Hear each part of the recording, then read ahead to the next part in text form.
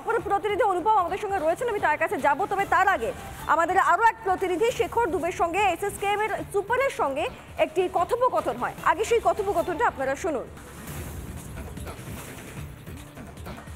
ওখানে একটা জটিলতা সৃষ্টি হয়েছে একটা বিষয় নিয়ে, যে মেডিকেল বুলেটিন, যেটা মুখ্যমন্ত্রী মেডিকেল বুলেটিন প্রকাশ করা হয়েছে আপনাদের তরফে, সেখানে বলা হয়েছে যে ওনাকে কেউ পেছন থেকে ধাক্কা মেরেছিল, পুশ ফ্রম ব্যাক, এই সাইড, এই ধরনের একটা টার্ম ইউজ করা হয়েছে। এটা আমি ক্লারিফিকেশন দিয়ে দিই। হ্যাঁ, হসপিটাল সাইড যে এটা হচ্ছে sensation, it is a sensation of as if there is no definite physical from behind. আচ্ছা, সেন্সেশন মানে এটা কি আপনাদেরকে মুখ্যমন্ত্রী বলেছেন যে উনি কোনো ধাক্কা অনুভব করেছেন?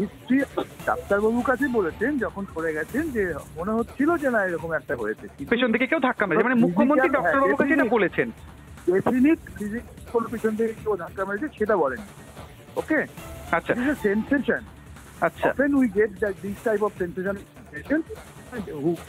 মানে যেটা একটু আগে আপনি বললেন যে মুখ্যমন্ত্রী এটা অনুভব করেছেন যে কেউ একটা পেছন থেকে হয়তো ধাক্কা মেরেছেন, এটা ডক্টরবাবুর কাছে বলেছেন উনি। হ্যাঁ, যেটা বলছেন সেটাই। অর্থাৎ শেখর দুবের সঙ্গে হাসপাতাল সুপারের যে কথোপকথন, তাকে সেখান থেকে একটা বিষয় স্পষ্ট হচ্ছে যে মুখ্যমন্ত্রী বলেছিলেন যে তিনি এরকম একটা কিছু অনুভব করেছেন। এখনো অবধি এরকম একটা জায়গায় দাঁড়িয়ে রয়েছে। আমার সঙ্গে অপর প্রতিনিধি অনুপম এই মুহূর্তে আমার সঙ্গে রয়েছে। আমি একবার অনুপমের কাছে যাবো। অনুপম, তুমি এই মুহূর্তে কালীঘাট চত্বরেই রয়েছো। প্রাথমিকভাবে জানতে চাইবো যে মুখ্যমন্ত্রীর শারীরিক পরিস্থিতি এখন কিরকম, সেই বিষয়ে কি খবর পাচ্ছ? এবং দ্বিতীয়ত, হাসপাতাল এক রাতের মধ্যে ভিন্ন বয়ান হয়তো দিচ্ছে, কিন্তু কালকে তো কাজলী বন্দ্যোপাধ্যায়কেও আমরা বলতে দেখেছি, তিনি কার্যত হাত দিয়েও বুঝাচ্ছিলেন যে হয়তো একটা ধাক্কা মতো লেগেছে, এরকম একটা কিছু হয়েছে। তাহলে বাস্তব ছবিটা কি? কেনই বা এত রাগঢাক?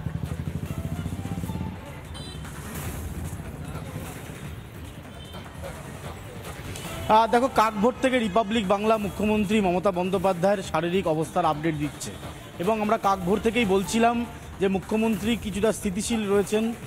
তার শরীরের অবস্থা, যেটা গতকাল দেখেছিলাম আমরা ছবিতে, তারপর বেশ কিছুটা উন্নতি হয়েছে, স্বাভাবিক খাওয়া দাওয়া করেছেন, তবে ব্যথাটা এখনও পর্যন্ত তিনি অনুভব করছেন। চিকিৎসকদের একটা টিম তাকে বারবার অবজারভেশনের মধ্যে রেখেছে। নার্স যারা রয়েছেন তারা বারবার তার প্রেশার এবং অন্যান্য শারীরিক যে বিষয়গুলো রয়েছে সেগুলো পরীক্ষা নিরীক্ষা চলছে। এখন মমতা বন্দ্যোপাধ্যায় কিছুটা সুস্থ আছে, এটা বলা যেতে পারে। এখন প্রশ্ন হলো যে এই যে বয়ান এবং সেই বয়ানের পরবর্তী সময় বদল, এর কারণ কি?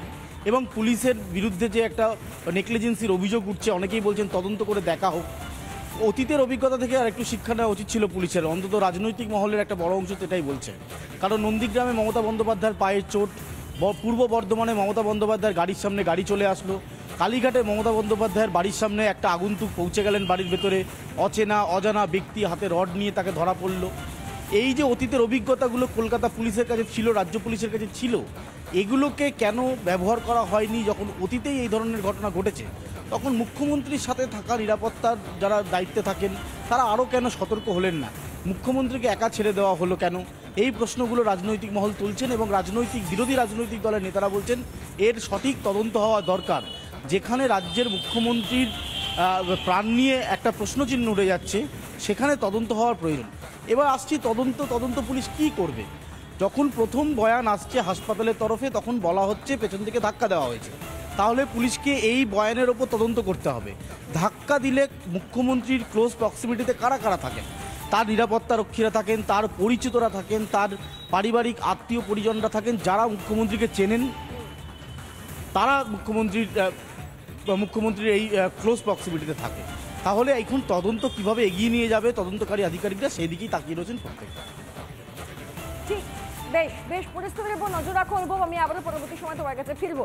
আপাতত তোমায় ধন্যবাদ অনুভব এবং ভাস্কর, দুজনকেই ধন্যবাদ। তবে এই গোটা ঘটনায় রাজনৈতিক মহলের একাধিক বক্তব্য উঠে আসছে। বিজেপি রাজ্য সভাপতি, তিনি গতকালকেও যখন মুখ্যমন্ত্রী আঘাতপ্রাপ্ত হন, তিনি বলেছিলেন যে তার দ্রুত আরোগ্য কামনা করি। এবং এরপর এই যে হঠাৎ এক রাতের মধ্যে বয়ান বদল হয়ে যাচ্ছে, একাধিক ঘটনা প্রবাহ চলছে, তারপর বিজেপি রাজ্য সভাপতির কি বক্তব্য একবার শোনাবো আপনাদের। মাননীয় মুখ্যমন্ত্রী যেভাবে আহত হয়েছেন, কি হয়েছেন, সেগুলো তো অবশ্যই তদন্তের বিষয়। যাদের তদন্ত করার দায়িত্ব তারা করবেন, কিন্তু আমার মনে হয় এই মুহূর্তে সবথেকে বড় বিষয় হচ্ছে মাননীয় মুখ্যমন্ত্রী যতটা দ্রুততার সাথে সুস্থ হয়ে নিজের স্বাভাবিক জীবনে ফিরবেন, আমরা সেটাই প্রার্থনা করছি ঈশ্বরের কাছে। উনি দ্রুত সুস্থ হয়ে ফিরে আসুন, স্বাভাবিক কাজে সে রাজনৈতিক কাজ হোক এবং প্রশাসনিক কাজ হোক। তিনি তার বয়ানে বলেছিলেন বা মেডিকেল বুলেটিনে বেরিয়েছিল যে কেউ ওনাকে ধাক্কা মেরেছে। পরের দিন অর্থাৎ আজকে বলা হচ্ছে যে ওনার মনে হয়েছে কেউ ওনাকে ধাক্কা মেরেছে। এবার কী হয়েছে আমরাও জানি না, তদন্ত হওয়া প্রয়োজন। ওনার সুরক্ষা, মাননীয় মুখ্যমন্ত্রীর সুরক্ষা অত্যন্ত গুরুত্বপূর্ণ বিষয়। রাজ্যের হোম মিনিস্ট্রিকে ভালো করে দেখা উচিত, কোথাও কোনো ভুলচুক হয়েছে কিনা করে ওনার সুরক্ষা প্রয়োজনে যদি মনে হয় যে আরও বাড়ানো দরকার বাড়ানো উচিত। যদি প্রয়োজন মনে হয় আলাদা করে সিএম হাউস বানিয়ে সেখানে মাননীয় মুখ্যমন্ত্রীকে রাখা প্রয়োজনে সিএম হাউস বানিয়ে সেখানে রাখা উচিত। ওনার সুরক্ষার সাথে কোনো ধরনের কম্প্রোমাইজ করা উচিত না। সার্বিকভাবেই মুখ্যমন্ত্রীর নিরাপত্তার দিকটি তুলে ধরলেন সুকান্ত মজুমদার, এবং যদি প্রয়োজন হয় তাহলে সেটা বাড়ানো উচিত, এই বিষয়টিও তিনি বলছেন। বিজেপি সাংসদ শ্রমিক ভট্টাচার্য তিনি কি বলেছেন একবার শুনুন। আমরা চাই তিনি অতি দ্রুত সুস্থ হয়ে নির্বাচনী লড়াইয়ের ময়দানে চলে আসুন। আমরা যেভাবে থেকে দেখতে অভ্যস্ত, কিন্তু কালকে যে ঘটনা ঘটেছে সবচেয়ে বিপজ্জনক দিক যে রাজ্যের মুখ্যমন্ত্রী, তার যা নিরাপত্তা, তার জন্য তো অ্যাম্বুলেন্স থাকার কথা, ডক্টরস, প্যারামেডিক্যাল স্টাফ,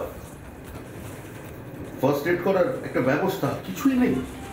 হসপিটালে নিয়ে যাওয়ার পর তার রক্ত মোছানোর পরিবর্তে রক্তমাখা ছবি তোলা হচ্ছে।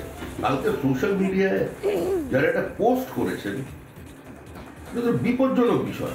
এর কোনো সাধারণ মানুষ নয়, রাজ্যের মুখ্যমন্ত্রী। তার নিরাপত্তার সঙ্গে রাজ্যের আভ্যন্তরীণ শৃঙ্খলা এবং নিরাপত্তা জড়িয়ে আছে। সেখানে একটা ছবি পোস্ট হয়ে গেল। এটার জন্যই তো আমার মনে হয় এসএসকেএম হসপিটালের বিরুদ্ধে ব্যবস্থা নেওয়া উচিত। তৃণমূল কংগ্রেস বা মুখ্যমন্ত্রী নন, এবং তিনি শুধু ব্যানার্জি পরিবারের নন, তিনি আমার মুখ্যমন্ত্রী, এই রাজ্যের মুখ্যমন্ত্রী। তার নিরাপত্তার যদি এই দশা হয় তাহলে রাজ্যবাসীর কি হবে?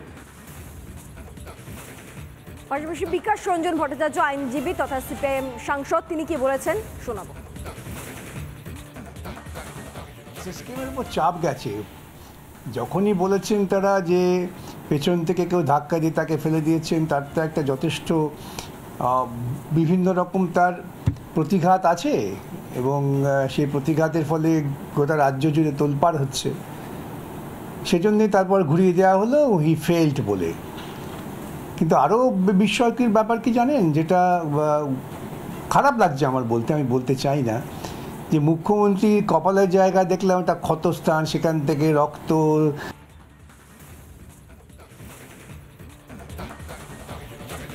বিকাশ রঞ্জন ভট্টাচার্যের পাশাপাশি আমরা সুজাতা মণ্ডল তৃণমূল নেত্রী তথা এবার বিষ্ণুপুর থেকে লোকসভা ভোটে প্রার্থী, তিনি কি বলেছেন একবার শোনাই।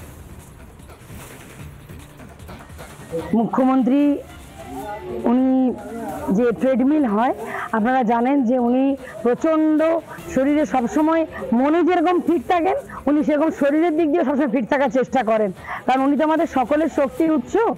তো উনি ট্রেডমিলে উনি হাঁটছিলেন, সেই সময় স্পিডটা বেশি বেড়ে যাওয়ার জন্য উনি একটু স্লিপ কেটে পড়ে যান। ঠিক আছে, এবার ট্রেডমিলে স্লিপ কেটে পড়ে যাওয়াটা যদি হাস্যকরভাবে কেউ বলে ঠেলে ফেলে দিয়েছে, মানে এটা মূর্খের স্বর্গে বাস করা বা মূর্খের গোলাপ ছাড়া আর কিছু